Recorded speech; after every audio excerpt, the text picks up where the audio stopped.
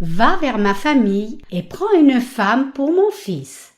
Genèse 24, 1, 4. Abraham était vieux, avancé en âge, et l'Éternel avait béni Abraham en toutes choses.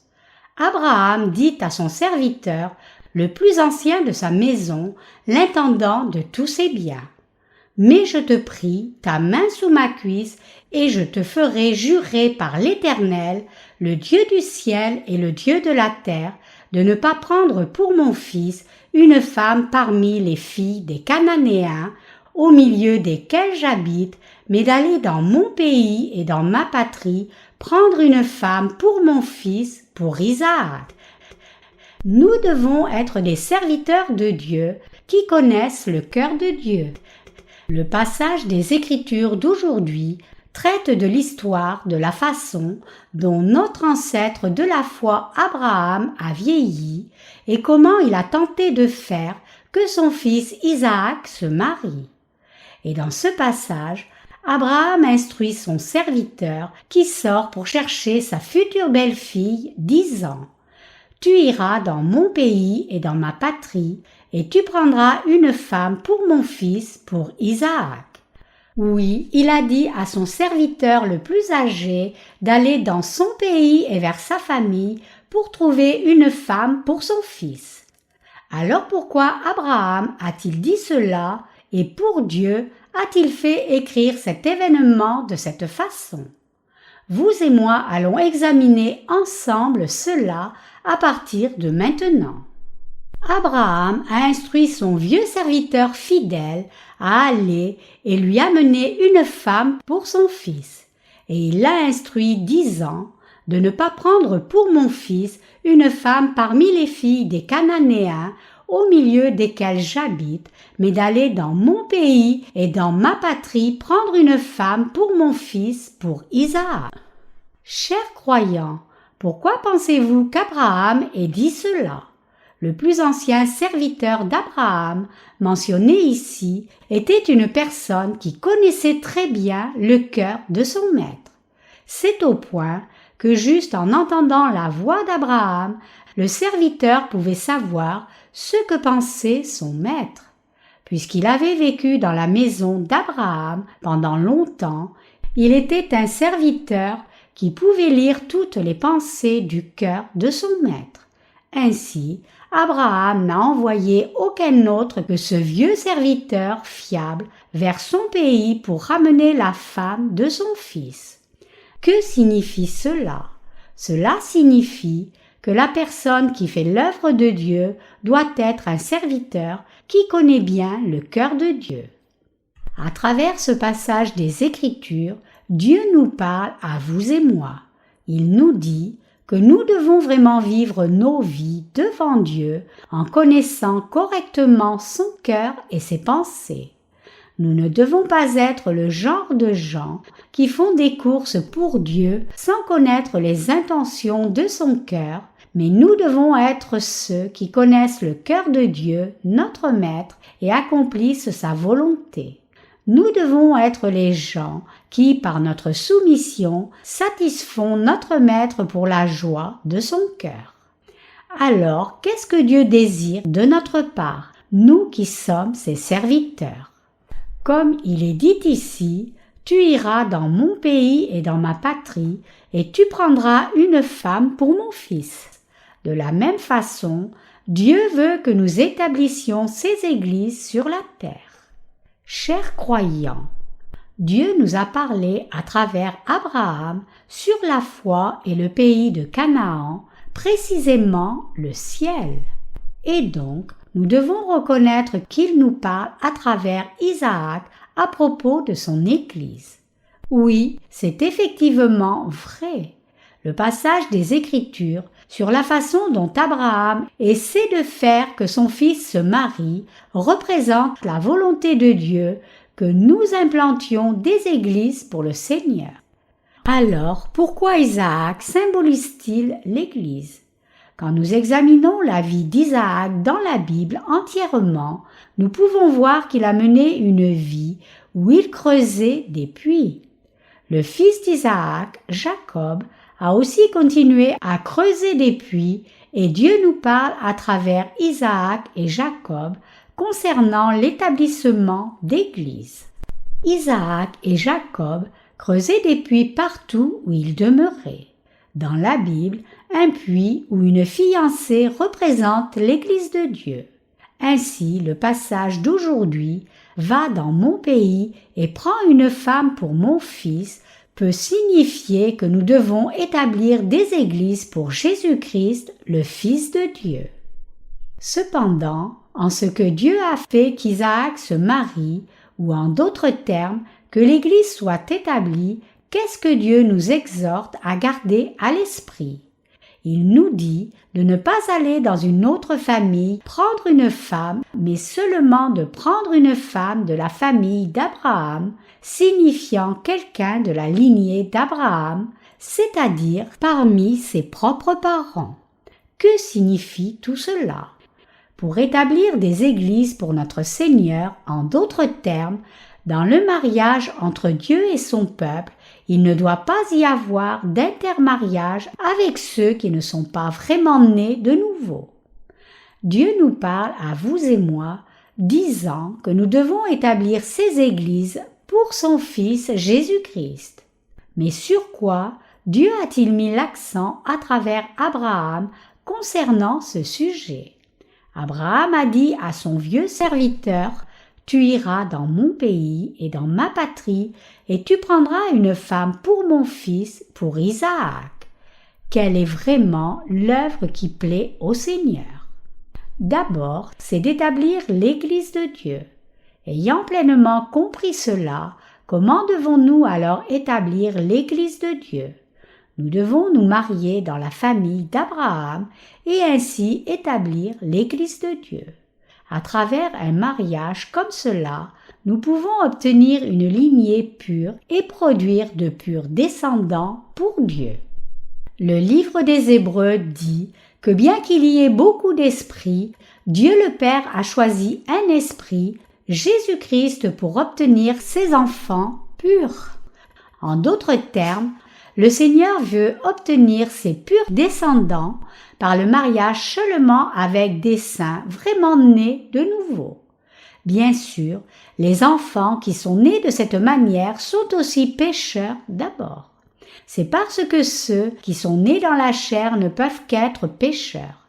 Cependant, les enfants qui sont nés de parents nés de nouveau sont certains d'hériter de la foi correcte de leurs parents. Cela dépend de ce que leur mère et père soient de vrais gens de foi ou pas. Dans le passage des Écritures d'aujourd'hui, le Seigneur nous parle à vous et moi de l'importance de ce mariage pur. Ainsi, nous devons garder à l'esprit que même dans le mariage, nous devons rechercher ce qui est juste pour la cause de notre Seigneur Dieu. L'Église de Dieu existe pour le peuple de Dieu. Même pour l'Église de Dieu, si nous devons y réfléchir, elle existe pour le peuple de notre Seigneur. Vous et moi avons besoin de l'Église de Dieu et l'Église de Dieu est nécessaire pour le royaume de Dieu. Pourquoi en est-il ainsi? Dieu est en mesure de faire son œuvre à travers cette Église et il peut continuer à porter ses enfants purs à travers cette Église. Dieu désire vivre dans le ciel avec ses propres enfants nombreux. Et Dieu dit que ses descendants sont nés à travers l'Église et afin de continuer de porter cette pure race de sang, une femme de Jésus-Christ doit être prise seulement et uniquement dans la famille de Dieu. Notre Seigneur a vraiment besoin des membres de l'Église de Dieu. Le Seigneur amène la personne qui va être sa femme vers lui à travers son Église. Il amène seulement ceux qui sont correctement nés de nouveau vers lui-même et si une personne n'est pas encore née de nouveau, alors il fait que cette personne naisse de nouveau pour pouvoir avoir une relation avec le Seigneur. Alors, que devons-nous faire, nous qui sommes déjà dans l'Église et servons le Seigneur? Nous devons continuer à amener des fiancés corrects vers notre Seigneur. Le passage des Écritures d'aujourd'hui concerne cela. Abraham était vieux et voulait que son fils soit marié. Pourquoi n'a-t-il pas envoyé un jeune serviteur au lieu d'un vieux pour aller lui chercher une belle fille? Réfléchissez-y plus profondément. Un jeune serviteur ne travaille-t-il pas plus vite et plus efficacement? Mais il y a une raison précise pour laquelle Abraham a confié cette tâche importante à son plus vieux serviteur. La raison est que ce vieux serviteur connaissait bien le cœur de son maître. C'est pareil pour vous et moi. Ceux qui ont reçu la rémission des péchés devant Dieu et suivent le Seigneur dans l'Église, comme ce vieux serviteur, doivent assembler et conduire les âmes dans l'Église et proclamer la parole de Dieu à ces âmes pour que cette Église devienne une Église dont le Seigneur a besoin. Chers croyants, pourquoi existons-nous? Pourquoi avons-nous besoin de l'Église après être nés de nouveau? La raison pour laquelle nous avons besoin de l'Église après être nés de nouveau est que nous puissions ainsi vivre pour Jésus-Christ. Nous existons pour Jésus-Christ et l'Église existe pour Jésus-Christ aussi. Le passage des Écritures d'aujourd'hui nous instruit à travailler pour le Fils. Et nous travaillons effectivement dans l'Église pour Jésus-Christ, le Fils de Dieu. Pourquoi devez-vous vous marier à une personne juste? Ceux qui ne sont pas nés de nouveau, en croyant en l'évangile de l'eau et de l'esprit, ne doivent pas se marier à n'importe qui dans ce monde. Quand nous regardons le livre d'Esdras, il nous enseigne que l'intermariage avec des gentils ne permettrait pas qu'une foi pure soit maintenue. Comme le dit ce livre, si une personne qui croit en l'évangile de l'eau et de l'esprit épouse un incroyant, alors leur descendance n'héritera pas de la foi authentique du parent né de nouveau. C'est la raison pour laquelle Abraham a donné des instructions pour chercher une femme convenable de sa famille pour son fils. C'est la volonté de Dieu.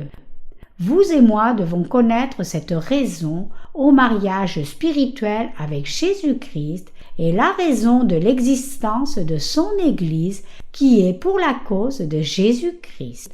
Si vous ne savez pas que votre mariage est pour la cause de Jésus-Christ, mais pensez plutôt que c'est juste pour vous-même, vous tomberez alors dans des problèmes sérieux. Nos jeunes gens doivent particulièrement faire attention à cela. Le fait est que si vous épousez un homme ou une femme de gentil, alors votre foi pure ne sera pas transmise à votre descendance. Dieu nous a dit clairement que nous mangions ou buvions, ou quoi que nous fassions, de tout faire pour la gloire de Dieu. 1 Corinthiens 10, 31. Mais si nous pensons que l'Église de Dieu existe pour la cause de nos désirs de la chair, qu'arrivera-t-il? L'Église de Dieu sera alors influencée par les passions des humains plutôt que par la volonté de Dieu. Ainsi, nous devons clairement savoir quelle est la volonté de Dieu. La raison pour laquelle Dieu a établi l'Église est pour le Seigneur Jésus. Dieu désire que quoi que nous fassions, nous le fassions pour lui. Il désire que nous fassions tout pour lui plutôt que pour nous-mêmes, tout y compris le mariage et notre vie quotidienne après être nés de nouveau. Ne prenez jamais une femme parmi les filles des Cananéens. Dieu nous a fait une demande importante à nous, son Église. Il a clairement déclaré, comme révélé dans le passage des Écritures d'aujourd'hui, « Et je te ferai jurer par l'Éternel, le Dieu du ciel et le Dieu de la terre, que tu ne prendras pas de femme pour mon fils d'entre les filles des Cananéens. » Il a demandé que nous ne comptions absolument pas prendre une femme parmi les filles des Cananéens pour la cause de son nom. Alors, quelle est la signification de ce passage? Nous existons pour Dieu et l'Église existe aussi pour Dieu. Cela signifie que si l'on reçoit un enseignement des gens de ce monde, choisit la chair et prend possession des choses charnelles afin de servir dans l'Église, cet acte ébranlera le royaume de Dieu et en même temps sera nuisible pour nous aussi. Alors que nous sommes au travail ou en interaction dans la société, il y a des moments où nous pouvons nous intéresser à des femmes ou des hommes de ce monde. Les femmes de ce monde peuvent paraître très belles et les hommes de ce monde peuvent paraître très attirants. Mais il y a une chose très importante devant le Seigneur, et c'est que nous devons connaître le cœur de notre Seigneur. Le Seigneur dit que nous ne devons jamais prendre une femme parmi les filles des Cananéens. Il nous dit de ne pas interagir avec les femmes ou les hommes de ce monde, ni unir nos cœurs avec eux. Le mariage est l'unification de deux personnes, n'est-ce pas? Le fait que vous ne devriez pas marier votre fils à une femme cananéenne signifie que nous ne devons pas unir nos cœurs aux hommes ou aux femmes de ce monde. Chers croyants, aujourd'hui, suite à une invitation, j'ai visité l'église presbytérienne Grande Lumière parce qu'ils déménagent leur chapelle dans un autre lieu, mais j'ai vite réalisé une fois de plus qu'ils sont si différents comme l'huile et l'eau par rapport à nous. Mais je suis allée là dans le seul but de partager le vrai évangile authentique avec eux. J'ai regardé diligemment pour voir s'il y avait peut-être des âmes sincères qui cherchaient le Seigneur. J'ai remarqué quelques âmes parmi les ouvriers du ministère qui pourraient revenir du côté de Dieu. Cependant, le cœur des membres de l'Église était tous mal orientés. Vous et moi ne devons jamais être comme cela. Même si nous devons aller dans le monde et travailler et vivre dans la société, nous ne devons pas donner notre cœur au monde. Nous ne devons pas unir nos cœurs aux gens de ce monde. Nous devons vraiment garder nos cœurs dans cette Église pour Dieu et nous devons faire les choses qui lui plaisent. C'est le message que Dieu essaie de nous donner à travers Abraham. Abraham, comme révélé dans la lecture des Écritures d'aujourd'hui, désirait que ces principes que Dieu a établis pour la nation d'Israël, c'est-à-dire pour l'Église de Dieu, ne soient pas enfreints par les lois et les règles des nations des gentils. Notre ancêtre de la foi, Abraham, après avoir rencontré Dieu, savait que lui et ses descendants devaient suivre la parole de Dieu sans faute, et il a donc dit affirmativement « Ne prends pas une femme pour mon fils parmi les filles des Cananéens ». Dieu a parlé à Abraham de cette manière. Tu ne dois pas choisir ta belle-fille parmi les Cananéennes. Ton descendant Isaac, que tu as obtenu par ma parole, est un fils de Dieu, et donc tu dois le marier dans ta famille, et en faisant cela, tu transmettras ta foi à tes descendants et continueras par lui la lignée de la foi.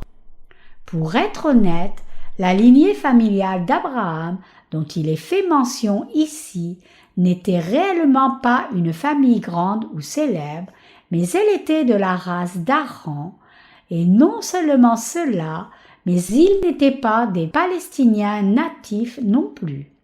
Mais en dépit de cela, ils ont vraiment invoqué l'Éternel Dieu. Il semble qu'il y ait eu une certaine quantité de foi dans leur cœur. Dieu a regardé cette foi et a désiré que sa lignée de foi soit continuée à travers eux. Ainsi, quand nous regardons tous les passages qui parlent d'Abraham, notre ancêtre dans la foi, nous savons que l'Église et nous, en tant qu'individus, existons tous pour Dieu et pour notre Seigneur. Si nous vivons sans connaître ce fait, nous serons simplement influencés par le monde et nos propres circonstances. En vivant nos vies, nous devons toujours réfléchir à la volonté de Dieu, ce qui plaît à Dieu, ce qu'est une vie spirituelle et ce que signifie que nos cœurs soient intègres. Il y a une autre chose que Dieu désire pour nous et c'est que nos cœurs prospèrent. Dieu ne désire pas particulièrement que notre chair se porte bien. C'est parce que si notre chair va bien, nos cœurs peuvent facilement dévier. Quelle est la prochaine chose que Dieu désire pour nous? Comme Dieu a parlé à Abraham, nous devons chercher à préserver nos descendants dans la foi et à ne pas devenir assimilés aux gens de ce monde. Dieu est intimement impliqué dans les affaires de l'Église et il préserve l'Église. Dieu nous garde et nous préserve pour que nous soyons en communion et nous marions dans sa famille. Si vous ne connaissez pas cette volonté de Dieu correctement et prenez une fille des gentils, vous serez certainement déchus de l'Église de Dieu. Dieu désire que la lignée de la vraie foi continue encore. L'Église de Dieu existe à cause de sa volonté et Dieu amène les justes dans l'Église pour sa cause.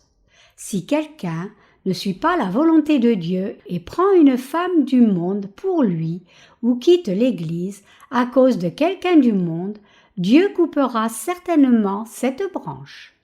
Même si cette personne est née de nouveau, il retranchera absolument cette personne sans pouvoir y remédier. Dieu nous a dit sans équivoque d'aller vers sa famille et d'épouser une femme.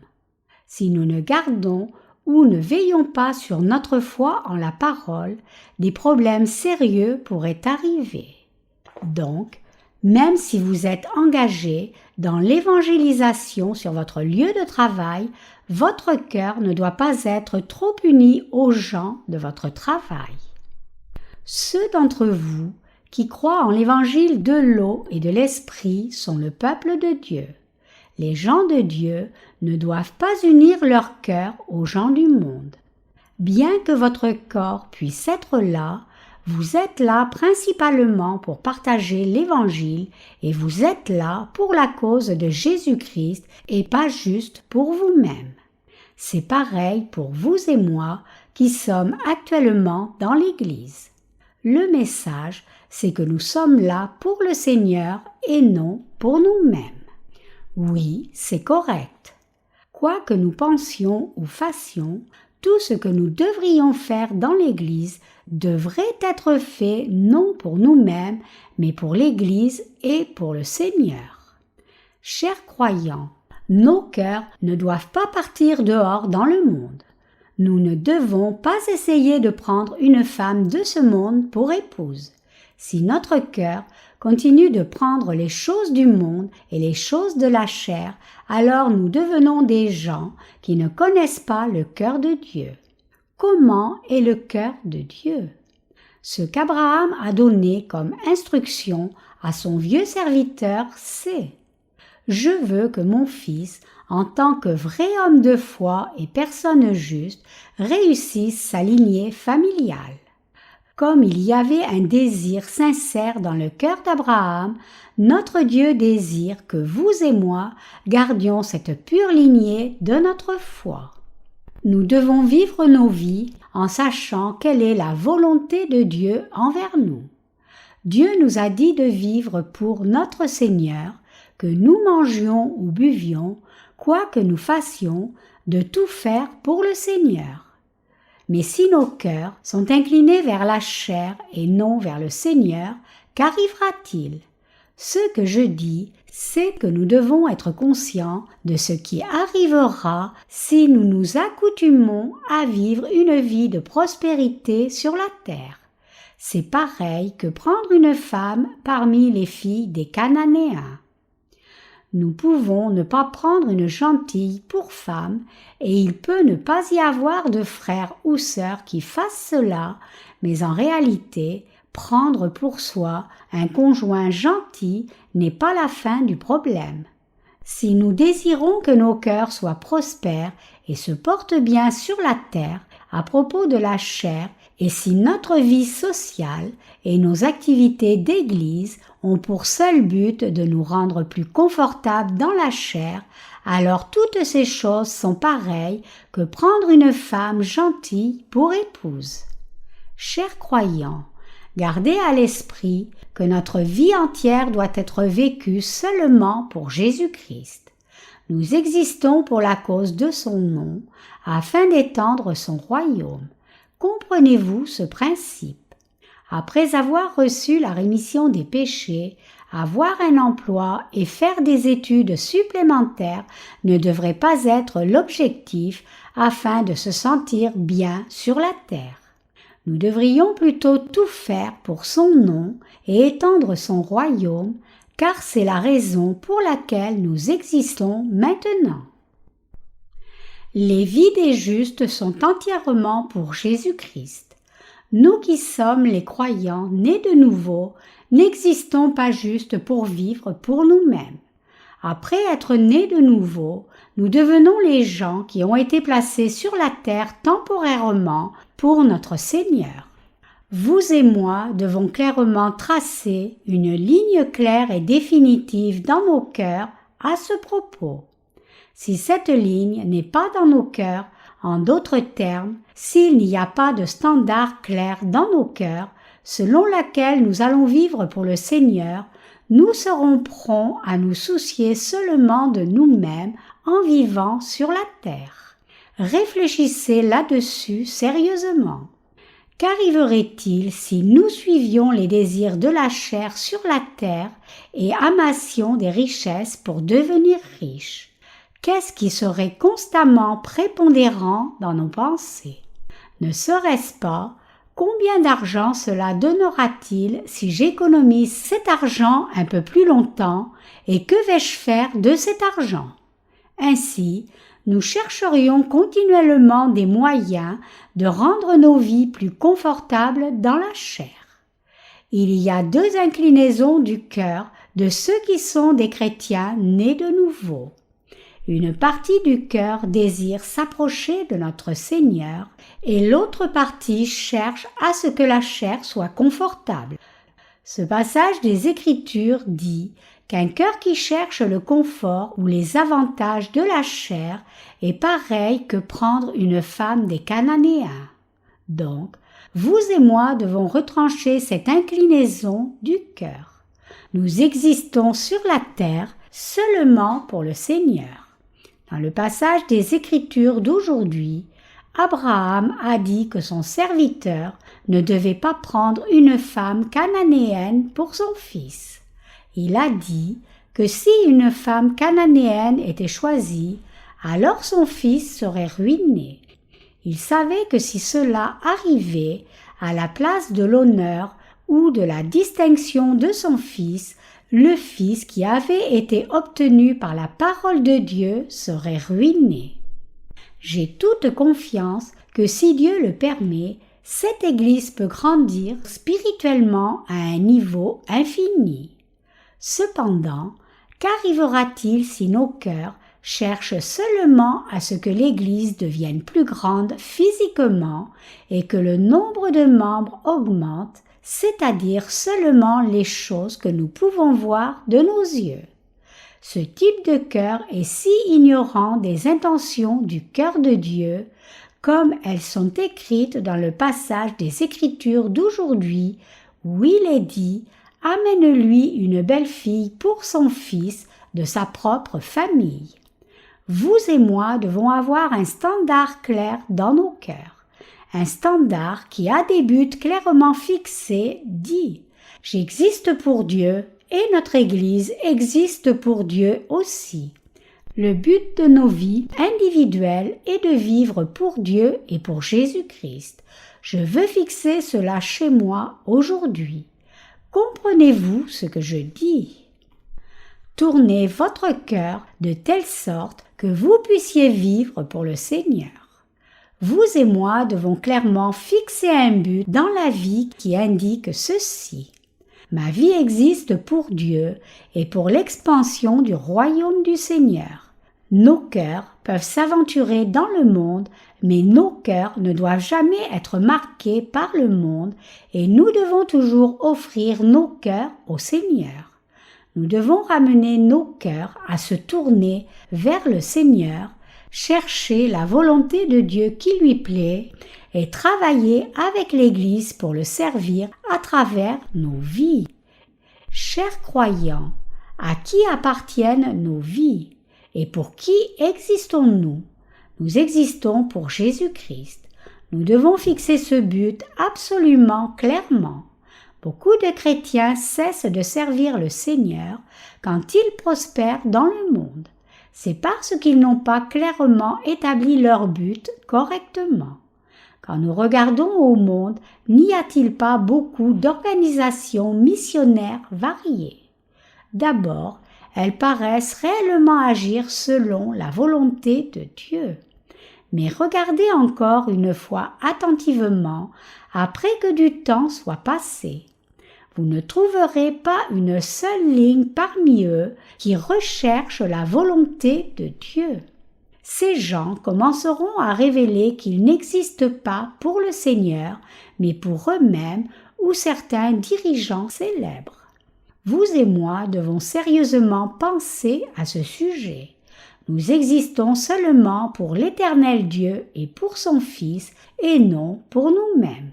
Pour nous, implanter des églises, acheter des terrains et faire des œuvres dans l'église, faire fonctionner notre école de la mission, tout est fait pour le Fils de Dieu. Mais nous sommes conscients que si le Seigneur ne prend pas plaisir à cela, alors nous devons avoir la volonté de tout rejeter fermement, et si le Seigneur y prend plaisir, alors nous devons courageusement le saisir et en prendre la propriété. Ainsi, nos cœurs doivent absolument être droits devant le Seigneur. Inclinons nos cœurs vers les choses spirituelles. Allons-nous désirer le confort de la chair ou allons-nous rechercher ce qui plaît à Dieu? Entre ces deux inclinaisons du cœur, nous devons clairement incliner nos cœurs vers un cœur spirituel.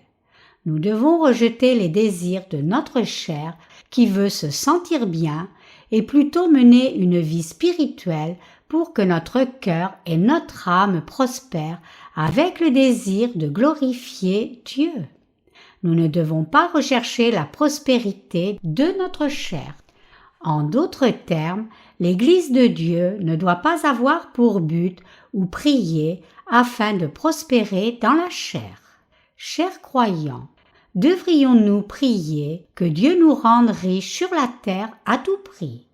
Non, nous devrions plutôt prier que nous soyons bénis financièrement de telle manière que nous puissions complètement servir l'Évangile sans frein et limite pour que nous puissions vivre pour son royaume. Nous ne devrions pas prier pour la prospérité de notre chair afin de pouvoir vivre confortablement sur cette terre. Allons-nous vivre nos vies pour Dieu et pour la proclamation de l'Évangile de l'eau et de l'Esprit? Ou allons-nous vivre pour l'Évangile, mais aussi vivre pour notre chair un peu aussi? Allons-nous mener une double vie pour que nous allions bien et soyons contents dans la chair? Nous devons clairement tracer une ligne absolue ici. Dieu nous a dit de chercher premièrement le royaume de Dieu et sa justice, et toutes ces choses nous seront ajoutées. Cela signifie que si nous allons de l'avant pour l'expansion du royaume de Dieu et pour les œuvres qui plaisent à Dieu, plutôt que pour le confort de notre chair, Dieu pourvoira de façon satisfaisante à tout ce dont nous avons besoin. Si nous savons que nous existons pour Dieu et que nous vivons pour servir Dieu, alors nous ne devons pas chercher la sécurité de la chair. Nous avons un cœur spirituel et un charnel aussi. Devrions-nous chercher la prospérité de nos cœurs ou celle de la chair? Bien que nous ne puissions pas voir nos cœurs de nos yeux, il y a clairement des choses qui permettent à nos cœurs d'aller bien et de prospérer. Pour que nos cœurs prospèrent, nous devons avoir un cœur correct qui va de l'avant par la foi envers Dieu. Entre suivre les choses de la chair et les choses du cœur, je crois que nous devrions choisir de suivre les choses du cœur. Je dis que nous devons désirer avoir un cœur correct devant Dieu et vivre selon sa volonté. Chers croyants, réalisez-vous cela. Alors que nous regardons le passage des Écritures d'aujourd'hui, la seule chose que nous devons clairement comprendre est ceci. Nous ne devons pas vivre pour la sécurité de la chair, mais nous devons vivre avec une attitude qui donne nos cœurs à Dieu. N'attachez pas trop d'importance au fait de gagner votre vie pour la chair. Quand je regarde ceux qui sont nés de nouveau en recevant la rémission des péchés récemment et qui fréquentent notre Église, presque tous semblent se soucier du monde. Ils se soucient de « Comment vais-je gagner ma vie? Que vais-je manger? Comment ma chair peut-elle vivre plus confortablement? Comment puis-je mener une vie sûre ?» Ce genre de souci vient toujours vers ceux qui viennent de naître de nouveau. Mais quand cela arrive, ils doivent réfléchir profondément à ce sujet. Ces saints, nouvellement nés de nouveau, doivent penser aux choses suivantes. Quelle est la volonté de Dieu envers moi? Quelle est la volonté de Dieu pour m'avoir sauvé? Quelle est la volonté de Dieu pour m'avoir sauvé et m'avoir placé dans l'Église? Est-ce la volonté de Dieu qu'ils aient ce genre de cœur? Avoir ces pensées, comment ma chair peut-elle vivre confortablement et respectablement sur la terre, est la pensée de la chair. Qu'arrivera-t-il s'il continue dans cette direction sans rejeter ses désirs de la chair? Ils seront comme Ismaël qui s'est éloigné de Dieu. Ils ont quitté Abraham, ils ont dévié. Vous et moi devons être absolument clairs et ne pas avancer avec un cœur qui désire que notre chair soit bien et prospère. Nous devons plutôt aller de l'avant avec un cœur qui plaît à Dieu et faire les œuvres qui sont bonnes pour nos âmes et bénéfiques au Fils de Dieu. Et nous devons avoir une communion authentique avec ceux qui ont récemment reçu la rémission des péchés. Quand nous regardons le cœur des saints dans notre Église, nous pouvons dire que les choses de la chair y sont entrées. Particulièrement ceux qui sont nés de nouveau récemment, ils ont ces désirs d'aller bien dans la chair. Ils ne savent pas ce que pensent les saints plus anciens et ils ne reconnaissent pas la signification des choses que disent les prédécesseurs dans la foi, et donc leur cœur est attiré vers des choses qui paraissent en surface et les choses de la chair qu'ils peuvent voir de leurs yeux. Nous devons prier pour ces gens et devons avoir une communion authentique avec eux. Ceux qui ont été sauvés avant eux doivent d'abord faire les œuvres qui plaisent à Dieu et chercher à être plus proches de Dieu. Soyez attentifs à cela. Nous ne devons jamais, non jamais aspirer à ce que notre chair soit prospère. Après que nous soyons vraiment nés de nouveau, il n'est pas important de nous consacrer au jeûne ou à l'ascétisme. Mais il est plus important pour nous de rechercher la prospérité de nos âmes. Nous devons avoir un cœur correct qui veut vivre pour la volonté de Dieu. Nos cœurs ne doivent pas être balayés par les désirs d'aller bien dans la chair. Quand nous lisons la prochaine partie du passage des Écritures d'aujourd'hui, nous voyons le vieux serviteur d'Abraham ramener sa future belle-fille. Tout comme Abraham avait donné l'instruction, ce serviteur est allé dans la famille de son maître et a ramené une femme pour son fils. Ce serviteur de confiance aurait pu amener n'importe quelle femme de n'importe quelle famille et aurait pu tromper Abraham qui était maintenant avancé en âge, mais ce vieux serviteur de confiance n'a pas fait cela. Alors, qui ce vieux serviteur d'Abraham ici représente-t-il? Il nous représente vous et moi. Ce vieux serviteur nous représente, nous qui sommes dans l'Église de Dieu. Notre Seigneur nous enseigne ici comment nos cœurs doivent être quand nous le servons. Comme Abraham a donné l'instruction à son vieux serviteur, « Ne prends pas une femme pour mon fils parmi les filles des Cananéens », Dieu nous donne aussi l'instruction. Tu ne dois pas prendre une femme parmi les filles des Cananéens et ne vis pas ta vie sur la terre pour la chair qui se flétrit. Veuillez être attentifs à cela. Si nous allons effectivement de l'avant pour Dieu par la foi, alors Dieu pourvoira à tout ce dont nous avons besoin pour nos corps physiques. Si nos cœurs aspirent vraiment au salut des autres âmes, alors le Seigneur pourvoira certainement suffisamment aux choses, même pour la chair. Dans l'évangile de Matthieu, le Seigneur dit « Mais cherchez premièrement le royaume de Dieu et sa justice, et toutes ces choses vous seront données par-dessus. » Matthieu 6, 33. Si nous ne cherchons pas les choses de ce monde, si nos cœurs ont l'intention de servir les âmes des autres plutôt que le bien de notre chair, et si nous allons de l'avant par la foi et suivons la direction qui plaît à Dieu, alors Dieu pourvoira à tout dans ce monde pour nous. Mais qu'arrivera-t-il si nous n'obéissons pas à sa parole et suivons plutôt ce monde? Nous commencerons à perdre toutes les choses précieuses de Dieu.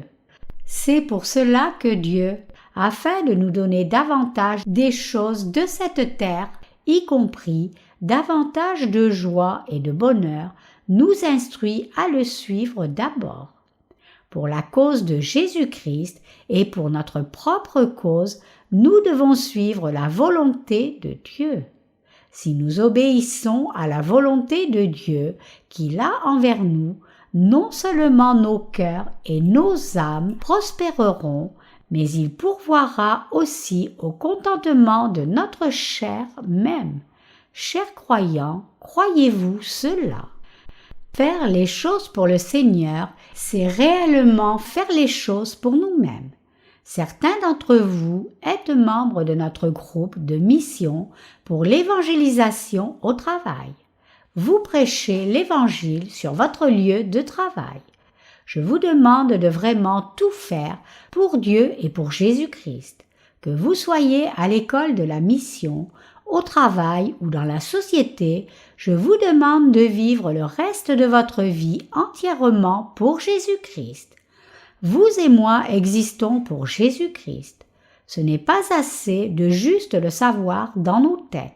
C'est pour le croire dans nos cœurs et l'appliquer vraiment à nos vies et garder nos cœurs précieux que Dieu nous a donnés et vivre selon la volonté de Dieu en suivant ce cœur-là.